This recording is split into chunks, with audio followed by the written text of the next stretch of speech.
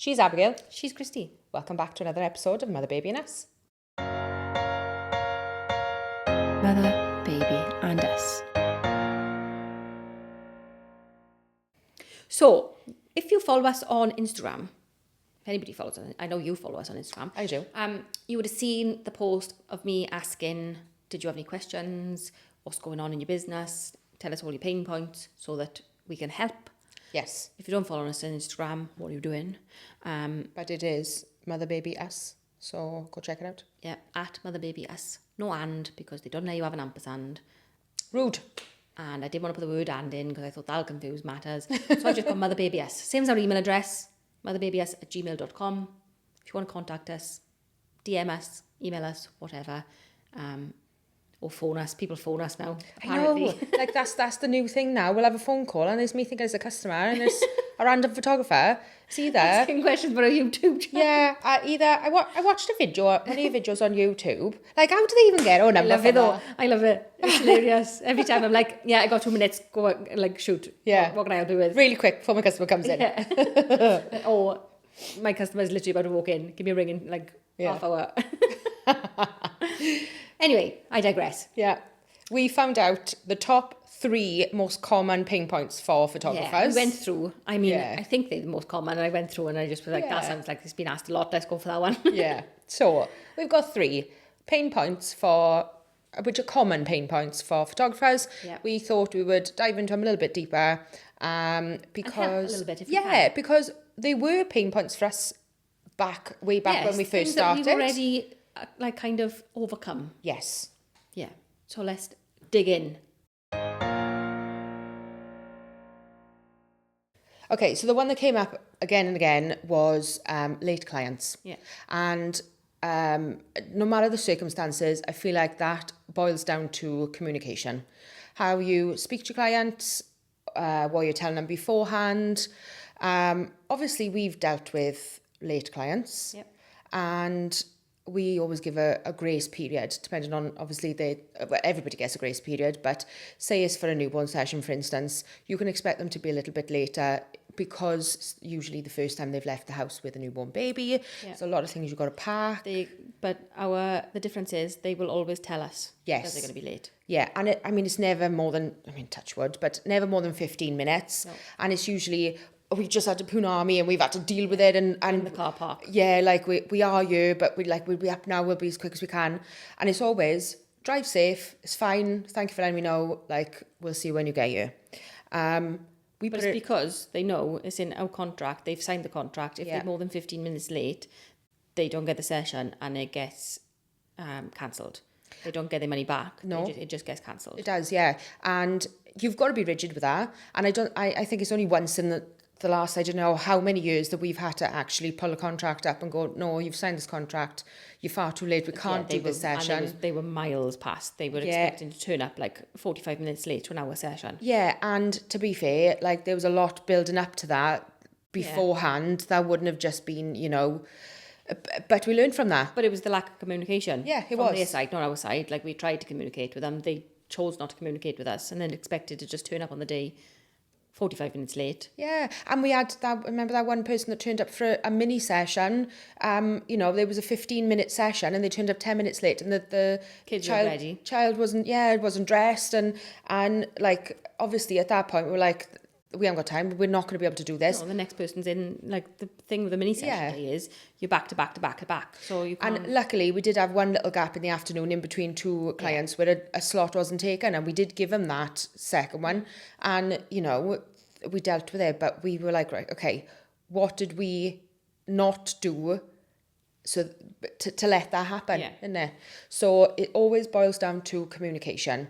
And for us, having everything come through email and coming through our CRM. I hate when I still see photographers going, DM me. And I know that works for some people, but you'll have DMs on Instagram, you'll have DMs on Facebook, you'll have people on TikTok, you'll have people WhatsApping you, you have got people texting you, you've got people phoning you, you've got people emailing you.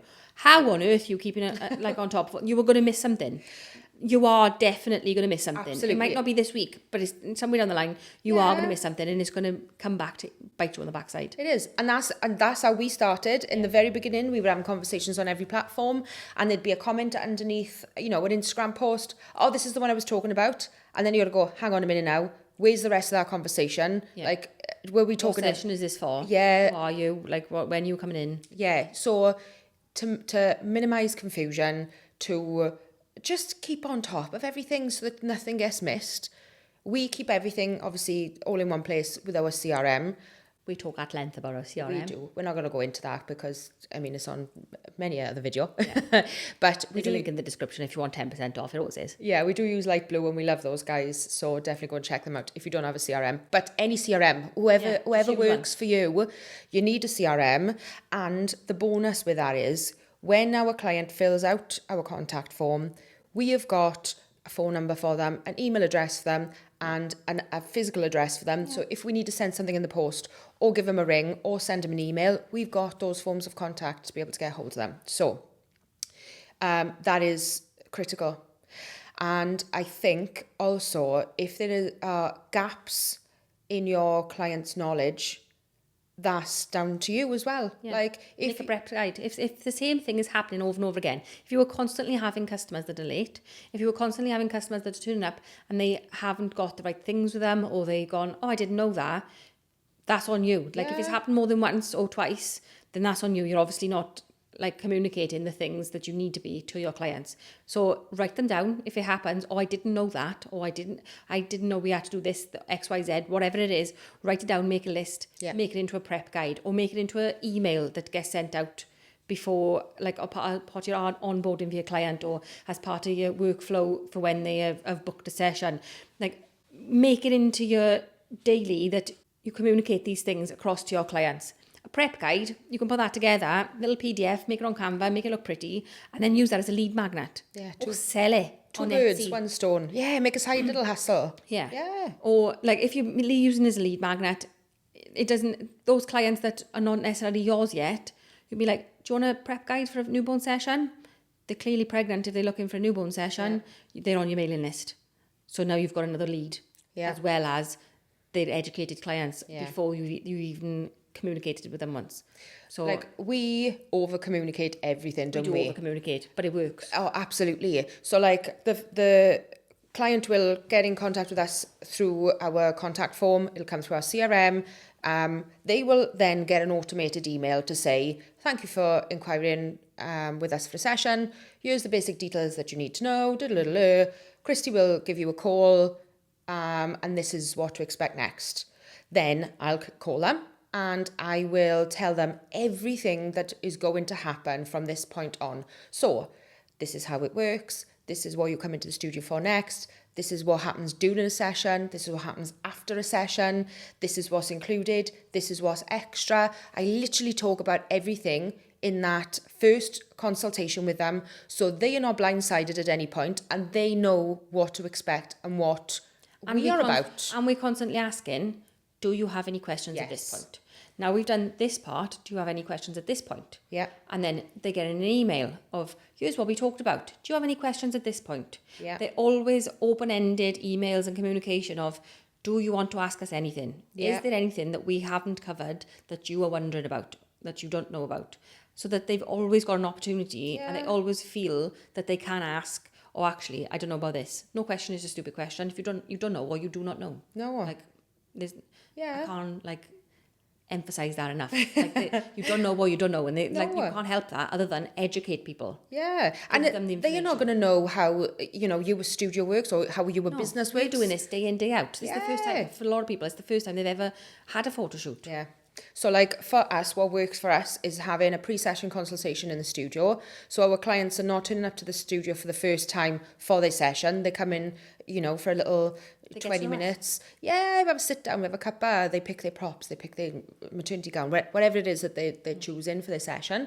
And at that point, we are then reiterating what I've told them on the phone, you know, that your session is going to be X amount of hours and we've got this here in the studio if you've forgotten something, or, you know. Just keep reiterating the same thing because like, they don't listen the first time. No, and nobody bring ever your listens. extra feeds and, Yeah, you know. just keep reminding them. Yeah. Put it in a prep guide, put it in a what to expect guide, just keep Yeah. communicating back Yeah. and forth, and you will see the amount of people. The contract was the big one for us. If you were late, you're not having your session. That meant 99.999% of people have turned up on time ever since. I mean, not dead on time. No, You've got to give a grace but period. we have- and be understanding. Yeah. But there's always like extra things that can go wrong. But Yeah. we haven't had any no-shows or people just No. turning up and going, oh yeah, I just left late. And even model calls, like we put Yeah. that in our model call contract. If you were late, or if you done show, or if you decide that this isn't Yeah, for you and because you that- don't tell us, Because it happened more than once. yeah, Model calls didn't turn up. then you and get they let us charged down. for the session. Yeah. So like little things like that. As soon as something goes wrong, what can we do to make sure that doesn't happen again? Because Put things in place. Yeah, absolutely. And it's all down to communication every time. Another big one that we had quite a few times was like the unpredictability of a newborn session. Yeah. And I get it. Yeah. Like they are very unpredictable. Well, I say they're very unpredictable. Like ours go quite predictably. Well, do you know what I was going to say? I felt more of that before we kind of found our groove then. Yeah. So like our sessions now, we spend 2 hours on a newborn session. I mean, we could go for hours and hours on a newborn session, but 2 hours is Sample. You get plenty. plenty. You got your family ones, sibling ones if they want to bring a sibling. I mean, we sometimes go- they bring a dog. We go to the 2 hours. Yeah, every we single do. time. Yeah, we do. But there's plenty of time to do our workflow of what we need to do during that session, and we get plenty of images. And I feel like before we got into that groove, I always had what if his baby doesn't play ball? Or what if we don't get this? Or the parents really wanted this setup, what if we don't get that? But I know that during that pre-session, I've communicated with our parent, okay, is there something very specific that you want? If they want a bed prop, and that is what they want, they absolutely need that one, then I'll say to them, okay, so if baby isn't playing ball on the day and doesn't want to be in that bed, we've got two options. We can spend the entire session getting baby to sleep and post safely on that particular prop, or you can be, do you know what? I would really love that one, but let's get what we get and we can come back to that one if baby's feeling it at the end. That's the two options. So if they say, no, I just want that bed prop, then that's what we do. We spend the 2 hours. And it's no stress for us because, you know what?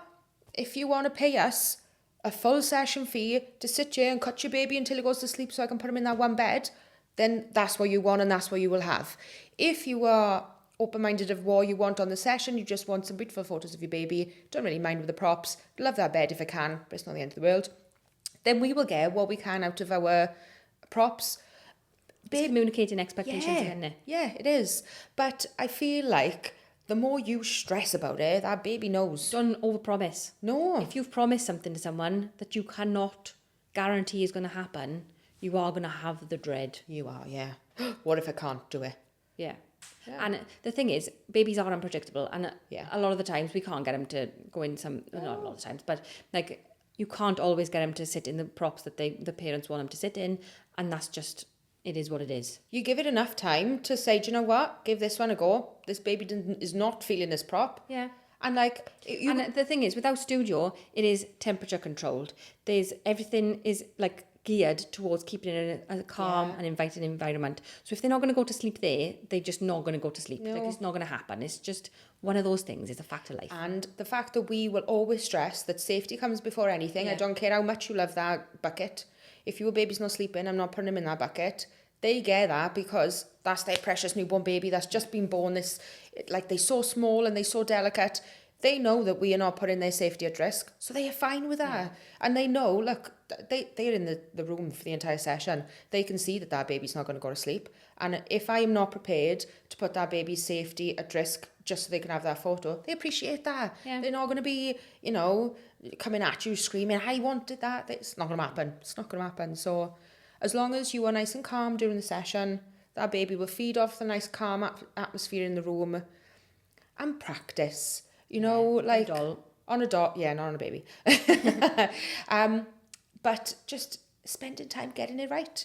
Even if you have a model call, if you're experienced and you've done your safety aspects of things and you know what you're doing, but you want to get a pose right, and to add it to your workflow, get a model call in and go, We still practice poses to this day on, Oh my God, on yeah. a doll. We've got a standing baby. It's got not a a doll. standing Like, baby, it costs yeah, a fortune. yeah. But it's because we use it to teach as well. Yeah. But we use that standing baby quite regular. We go, oh, what about this pose? Yeah. And then we'll go in and we'll go try it. Yeah. Like, we'll sit there and go, oh, the lighting's not right on that. Or the hands are not right on that. And we'll keep moving until we've got it right. To go, right, photograph that now, film it now so we know where we were, everything was and what we were doing, so that we know for next time, when we want to do this pose again, we've got it. And when we get a new prop, we're not going to try that out on a baby for the first time. We're going to get a standing baby and go, do you know what? I love this prop. I'm thinking if we pose baby like this, let's have a go. Oh, do you know what? Let's tweak it a bit like this. Not really how we envisioned it, but if we do this, this will look good. Yeah. And like, or moving props in a different way, like the buckets that we usually shoot down. Let's put on the side. Let's see what it looks like on the side. I'm not going to stick a baby in that on the side first. I'm going to put the standing baby in first. Let's have We're a going look. to try it with different weights in different places to make sure we know where Where the wedges balance and the is. stuffers got to go, and and the weights and everything. Absolutely. So you trial it all first, because if you are confident, the baby will feel at ease. They're going to be more relaxed. You're going to get them to sleep easier. Parents are going to be relaxed. You don't have the helicopter parents over the top. Well, you will have the helicopter parents, but they'll allow you to do your job. Yeah. And it's just, everything flows. And I think when you've got it in your head, I can do this. yeah, absolutely. Don't get me wrong. We've had a few babies that have been ill. So there was one in particular that I can think of that wasn't very well, but she was well enough to be in her session, but she was unwell in general, and she wasn't feeling that session, and we did cut that short. But we got some beautiful photos in positions that she was comfortable in. But as soon as she started to get really upset, we were like, we're not stressing this baby out. She's not very well. She's had enough. We're going to cut to there. And the parents were like, yeah, no, absolutely, she's had enough. They I can see appreciated it. Yeah, I can see she's had enough. And they had some beautiful photos. They didn't have as many as if we had used the full 2 hours, but they would appreciate. Oh, they did, and they were appreciative of all the ones that they had, you know. And we did what we could in the time that we had from that baby telling us and us feeding off the signals that she was giving us. So I feel like as long as that baby is well and you're confident and you've done all your safety training and you've in your head, you know what you're doing in your session. That's the biggest hurdle. Confidence and imposter syndrome are completely different things, by the way. Confidence as in, I know I can safely pose this baby without hurting them, is different to, is this photo going to look good? Yeah. They are completely different things. They are. And I don't think you'll ever get to a point where you don't have imposter syndrome. No. I don't think I will anyway. Like, there's never a point where I go into a session thinking, I am going to take the best photos in the world because I am the best photographer. Do you know when that happens? When the client hasn't ticked the box to say that we can use their photos on social media. That happened literally last week. It did, yeah. And Best photos I've taken. Yeah, in and my I'm life, like, in my life. The client was in. I was like, right, let me just check the contract. Oh, right, you haven't ticked the box to say that you want your baby on social media. That's absolutely fine. I just want to double check that is your intention and that wasn't a mistake. No, we're not putting it on social media. And Abigail went, this session's going to be fabulous. This is going to be the best session I've ever done in my life. And do you know what? I think it was. Best newborn photos I've ever Every taken. time. And nobody will see them. No. We'll not see the light of day. We will, and we Great. know, and they will, and they're going to have some beautiful pieces of wall art, and their album is... And their family will see them. It'll be word of mouth. It'll be fine. And the third most... I didn't rank them. It's just the order we've chosen. One of the other things that stuck out was standing out in a saturated market. Yes. And it is a saturated market. Some would say yeah. oversaturated, but there are ways and means of standing out because we are all using the same props. Not identical, but like No. we're all using beds, we're all using baskets. Like they do look similar. And not only that, with the current climate and all of our losing all of these fabulous vendors, They are buying from the same shops We now. are, because there's not a lot of vendors The to gowns, choose from. everything. Yeah. And we all take inspiration from each other. We're all in the same kind of photography groups going, oh my God, that looks beautiful. Let's try something And like that. trends. We're all jumping on the trends. When we Exactly. see a trend, we all jump on it. So when you want to, like, you got to look at what are your strengths? What can you hone in on that you can make your unique selling point, that you can make yourself stand out in this situation? So for us, I think our customer experience is far beyond what they can get anywhere else. Yeah. Like, I know that sounds boastful, but I do think that we provide a service that is above and beyond It is. a lot of other photographers. And it's not boastful because we have spent so much time, so much money, so much effort. We have put everything into making sure that every aspect of, what the client sees and what the client experiences with us is to a level that they're going to want to pay above what you'd pay another photographer in this area. And it's been a hard slog to get it to this point, but I feel like we are at the point now where we have got so many ticks. When you're looking through the whole... If you told us 5 years ago, this is where you'd be with your client experience, we would be like, no, we wouldn't have got there yet. I know. And it started with this studio, and we've told this story many a times, but we knew in our head what we wanted it to look like, what we wanted it to feel like, what we wanted people to leave with a feeling of. And then we built the studio around that. And then when things weren't quite right, the newest one was when our collection wasn't an experience. They were coming in, they were having a beautiful bag and they were having, oh my goodness, look at these, it's lovely, but it wasn't an experience. No. So we sat down and thought about it. How do we make it an experience? And we worked on it, and now it's better.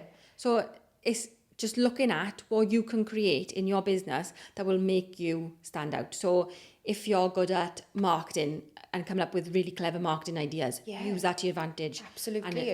And hone in on that and market your business differently to the other photographers in the area. If you're really good at, building sets. Like, we love building sets, but it takes too much time and effort to do it for every client. It's only when the client comes in and goes, I need this, this is my budget. Yeah. And they are big budget customers. Yeah. And we will do it for them, but it's only when time allows. Yeah. If you've got the time and space and the money to be doing that for every client, do it for every client. Yeah, if that's what you're known for and that's what you're good at and that's what makes you stand out from the crowd. Become known for something. Yeah. If you really creative with your lighting, and it makes you stand out, use that to your advantage. Just do creative lighting for your photos. If you're really well known for, at the moment, there's lots of people that just do all whites now, but at one point there was only a handful of photographers that would do all white everything, all white props. Yeah. Use it to your advantage. We follow a photographer that we absolutely love that uses colour, for newborn sessions. So every one of her newborn sessions, as soon as if I'm sat there scrolling through Instagram, I know who that is as soon as it comes up, because it's bold, vivid colours. And it tends to be, if she've used yellow, for example, it'll be a yellow backdrop, yellow prop, yellow flowers, yellow outfit or wrap, yellow headband, and then the baby stands out because everything else is yellow, but it's so vibrant, it's so beautiful. Yeah, and your editing is flawless, and you just, as soon as it comes up, you know that's her. Yeah. But you got to find that thing that you are very, very good at and just run with it. Yeah. That is why you stand out and why your customers... And if you don't know that yet, that's fine. Yeah. It takes time to decide what you want your USP to be. Yeah. But it's worth sitting down and going, right, what are my skills?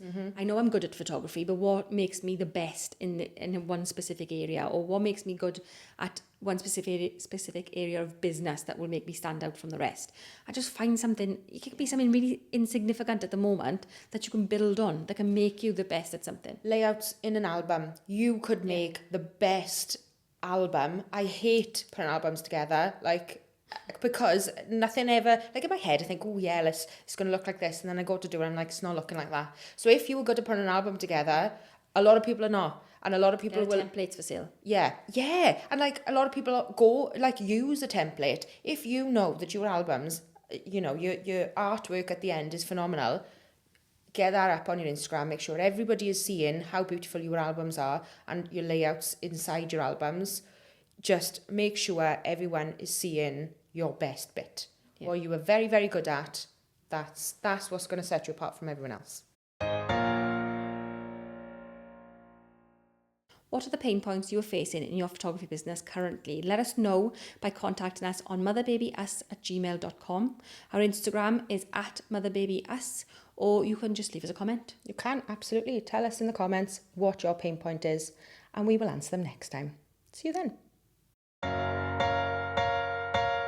Mother, Baby and Us.